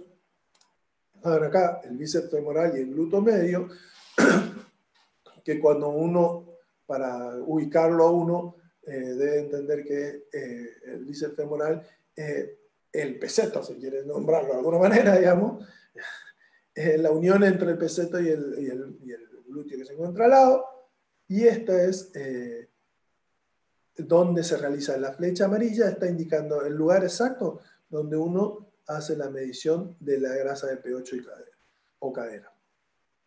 Con los doctores, con los colegas que ya los nombré, Staringer y la doctora Prieto, se han realizado trabajos de homologación de mediciones de P8 respecto a condiciones corporales y se ha establecido una buena correlación entre las dos medidas hasta las condiciones corporales de 6, que van 1 milímetro de grasa acumulada, una condición corporal subida. O sea, para que se entienda, la vaca que se encontraba en condición corporal 2 tenía 2 milímetros de grasa, la que se encontraba en condición corporal 3 tenía 3, y así, y fue 1 a 1 hasta más o menos la condición 5, o sea, la vaca que se encontraba en 5 tenía 5 milímetros de grasa, y a partir de ahí la acumulación de grasa se hizo como una curva exponencial y ya perdió la relación. Entonces, ya no era que una vaca en condición corporal 6 tenía 6 milímetros de grasa, sino que en condición 6 a veces la grasa podía ir hasta 1 milímetro, y en condición 7 podía pasar 1 milímetro, 1 centímetro, y en condición 7 encontrábamos animales que tenían 1 centímetro y otros animales que encontrábamos que tenían más de 1,5 centímetros. O sea, como que se perdía esa relación. Pero hasta la condición 5 iban 1 a 1 y era perfecta esa correlación, así que era muy interesante ese trabajo. Otras imágenes, como se ve en la imagen ecográfica, lo que estábamos viendo era un corte de carnicería, así se ve la imagen ecográfica. El músculo bíceps femoral, glúteo medio, y a donde le decía yo que se mide el espesor de grasa de cadera. Lugar anatómico donde se toma el área de ojo de bíceps y grasa dorsal, espacio intercostal entre la 13ª y 12ª costilla. Se hizo el trabajo de preparación, se aceitó, y en este caso sí, el traductor, miren, ven esto que se ve acá, este es el adaptador que se utiliza para que tome la forma curvada del cuerpo, porque si esto fuese recto no tendría buen apoyo. Distinto es, si está la imagen, ve acá, justo es una imagen media fea, un traductor viejo, no tiene esa adaptación. Creo que teníamos imágenes más nuevas. No tiene ese adaptador. Bueno, ese adaptador o stand-off de silicona y tiene la misma consistencia y sirve justamente para eso. Entre el stand-off y el ecógrafo generalmente se utiliza, y el traductor, perdón, generalmente se utiliza gel de ecografía y aceite vegetal, y entre el stand-off y el tejido animal se vuelve a utilizar aceite vegetal para que la imagen sea muy buena. Músculos de referencia para saber que la imagen que se está tomando es buena. El músculo que nosotros queremos medir es el longissimus dorsi, o el músculo del bife. Pero tenemos varios músculos que nos van a ir indicando que nuestra imagen está bien tomada. Vamos a ponerlo de alguna manera. Por ejemplo, este músculo que se ve aquí arriba, el spinalis dorsi, o el longissimus costarum, que es este otro músculo, el quadratus lumborum, que es el número 6, o el músculo multífido que se encuentra aquí. También la parte de la costilla del arco costal, abajo también se observa, y acá se toman dos medidas. Una es el área de ojo de bife y la otra es la grasa dorsal que se toma acá en este lugar. En las próximas imágenes lo van a ver perfecto como se ve. ¿Para qué sirve el área de ojo de bife? Bueno, esta es una medida que se comprobó que tiene variabilidad y que sirve muchas veces en cabañas, lo han solicitado sobre todo para ver la muscularidad de los toros. Con esta área de ojo de bife y con el peso del animal, con el peso vivo del animal, suelen sacar un índice de muscularidad que muchas veces obviamente es distinto de acuerdo al área de ojo de bife expresada por el animal.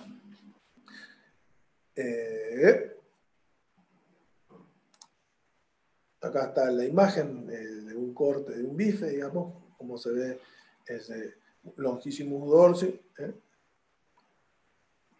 y como se ven las referencias de los distintos músculos. Se ve la costilla, longísimo costarum,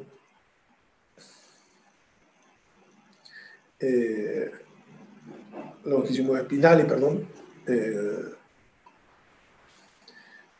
quadratus lumborum se debería ver acá, en esta parte justo no hay buena definición, pero esta es el área de ojo de bife que normalmente uno suele apreciar. Y acá la flecha indica dónde se debería tomar el espesor de grasa dorsal.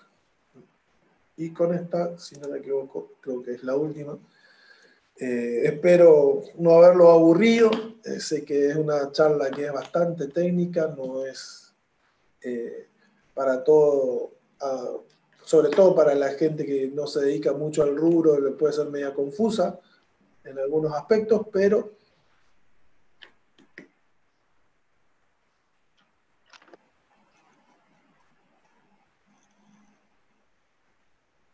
iniciamos la parte de si hay alguna consulta. Vos, Rodolfo, no sé si Ariel, te tengo que Sí, pasar el sí, sí, audio. sí. Ya está. Ya está. Bueno, Creo. recordarles a todos que esta charla va a quedar grabada en el canal de YouTube, para después si alguien que le quedó alguna duda va a estar. Y al finalizar la charla yo les voy a dejar una última pantalla como para que vean nuestros mails, el del veterinario Obispo y el mío que soy de comunicaciones, para si tienen algunas consultas que le quieran realizar, puedan comunicarse con nosotros.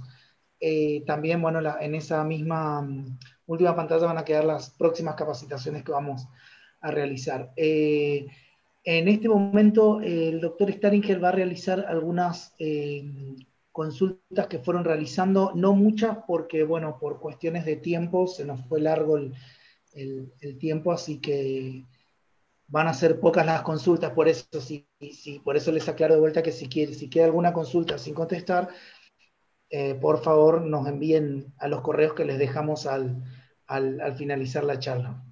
Doctor Staniker.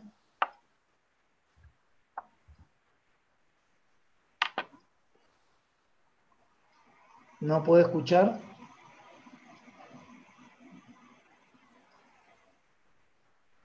No, no tiene activado su micrófono. Bueno. Escribime, de última me la escribe a ver si Usted puedo puede escribir, doctor, una pregunta, por favor, doctor, nada más porque no llegamos con el tiempo, si no. voy a salir o no sé si necesitan. Me debería aparecer. Disculpen, pero se nos fue largo el tiempo con el tema de las preguntas. Me estoy dando cuenta que Se fue un poco largo, pero nada, igual le dejamos los contactos. Así que no se hagan problemas. Vamos a tener esto. Acá veo las charlas, entonces puedo ver. Perdón. Muy buena charla, gracias, saludos, Santa Fe. ¿Podés? Fotografía dentro de un programa IATF con Resincro. Bien. Esa es la consulta. A ver, ¿cuál sería el uso de la ecografía dentro de un programa de IATF con Resincro? Esa. Sí, esa sería la consulta. ¿Te dice que sí, Rodolfo? No, yo Sí. no lo veo. Bueno, primero que nada, la ecografía que uno podría llegar a utilizar en un programa de IATF con Resincro es... vamos a ver, ¿dónde? Se me escucha bien, no hace falta que toque nada, ¿no es cierto? Ya está. Bien. Sí, se te escucha bien, Pablo. Yo lo que haría si tengo que hacer un programa de IATF con Resincro es, dependiendo obviamente de la resincronización, en qué momento la voy a realizar, hay distintas opciones, digamos, del uso de la ecografía. Pero básicamente uno lo que hace cuando hace una IATF es ver en qué momento se encuentran los animales en estado de ciclicidad. Una vez que determina eso, realiza su IATF podría ser, dos opciones tendría ahí. O esperar a los 30 días para confirmar una gestación y a partir de ahí, con mucha certeza, realizar la resincronización, o muchas veces lo que se hace es resincronizar y esperar a la segunda, y esperar a la aplicación de la prostaglandina que caiga justo en los días en los cuales uno puede confirmar esa preñez, que normalmente es a partir del día 28 o 30. Lo que pasa es que eso depende mucho de qué tipo de resincro. Inclusive hoy hay equipos donde se habla, los equipos de ecodoppler permiten ver la irrigación de SCL y podrían inclusive adelantarse esa ecografía de manera de que poder tener los resultados antes y insertar la resincro antes inclusive. Pero lo ideal, si no hay nada que permita o que no sea de necesidad, de urgencia, yo haría una ecografía a partir de los 30 días con confirmación de la gestación y a partir de ahí haría mi resincro. Si esa es la idea, digamos, de hacer una... no sé si quedó bien explicado o si alguien...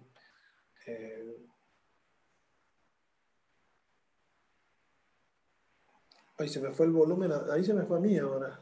No te escucho, Ariel. Ahí estoy. Si tenés, no podemos contestar más preguntas porque ya llegamos al final por el tiempo, pero recuerden que la charla va a quedar en YouTube, en nuestro canal, que es INTA Colonia Benítez, y bueno, las consultas que quieran realizar, saben que pueden hacernos, también estamos por Facebook, que también contestamos, así que, bueno, los dejo y muchas gracias por participar de la charla. Pablo. Bueno, muchas gracias. Espero que sigan bien. Bueno, ya Ariel casi prácticamente ha dicho todo. Cualquier consulta en particular, están los mails. Y más que nada, gracias a todos. Gracias, Rodolfo, por el apoyo. Gracias, Pablo. Seguramente que... el doctor dice que gracias también, pero tuvo un problema eléctrico en la casa, de corte de luz y sí. No, pero en general la audiencia es reducida, así que somos pocos y creo que nos vamos a poder contactar muy bien entre nosotros si es que surge alguna duda en particular. Haciendo uso de ecografía para medir el grado de terminación como habitual en feedlots.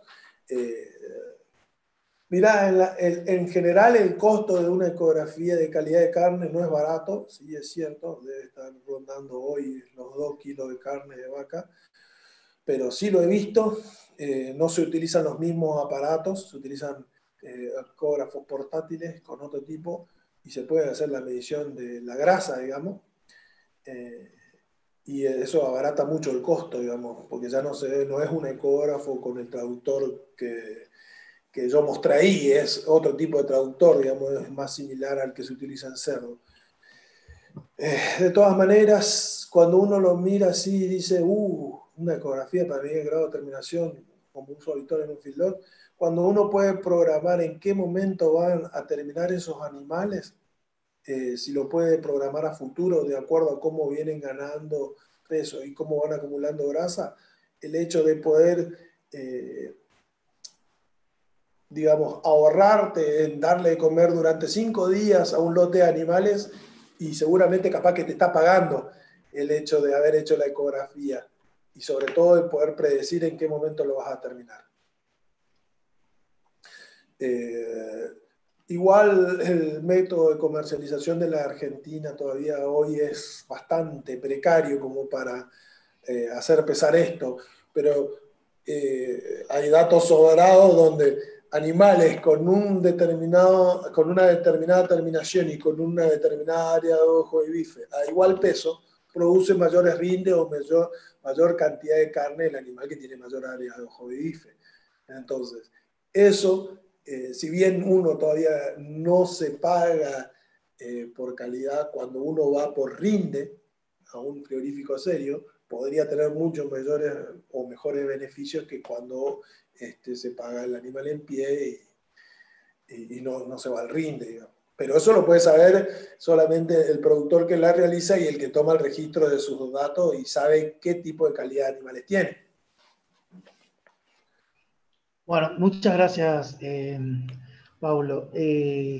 Vamos a ir finalizando, vamos a ir cerrando la reunión. Bien. Y bueno, muchas gracias a todos por participar y nada, los dejo con esta pantalla final que les decía, donde van a encontrar para comunicarse con nosotros y nuestros distintos medios. Hasta luego. Hasta luego.